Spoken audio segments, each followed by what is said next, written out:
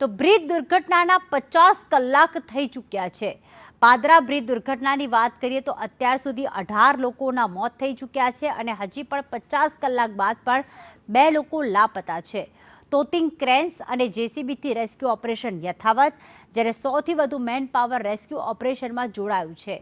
Chemical ભરેલું જે tanker છે હજુ પણ પાણીમાં ગરકાવ છે, ત્યારે બહાર કાઢવામાં નથી આવ્યું અને ઝડપી રેસ્ક્યુ માટે સેના અને હેલિકોપ્ટરની મદદ લેવાની માંગ ઉઠી છે। 9થી વધુ સરકારી વિભાગો સાથે સિવિલિયન્સની ફોર્સ બચાવ કાર્યમાં જોડાઈ। આ ઉપરાંત NDRF, SDRF, fire brigade, GPCB પણ જોડાઈ છે। બ્રિજની તપાસ સમિતિએ તત્કાળ પ્રાથમિક રિપોર્ટ સરકારને સોંપ્યો છે। બ્રિજ સલામત હોવાના દાવા કરનાર 4 અધિકારીઓ સસ્પેન્ડ, તો સરકારના એક પણ મંત્રી ગંભીરા બ્રિજ પર હજી સુધી નથી ફરક્યા। રેસ્ક્યુ ઓપરેશન લાંબુ ચાલતા પરિવારજનો અને સ્થાનિકોમાં રોષ જોવા મળી રહ્યો છે। 18 લોકોના મોતની પુષ્ટિ થઈ ચૂકી છે, 2 લોકો હજી પણ ક્યાંક લાપતા છે। પરિવારજનો ત્યાં ઊભા છે કારણ કે 50 કલાક થઈ ગયા છે।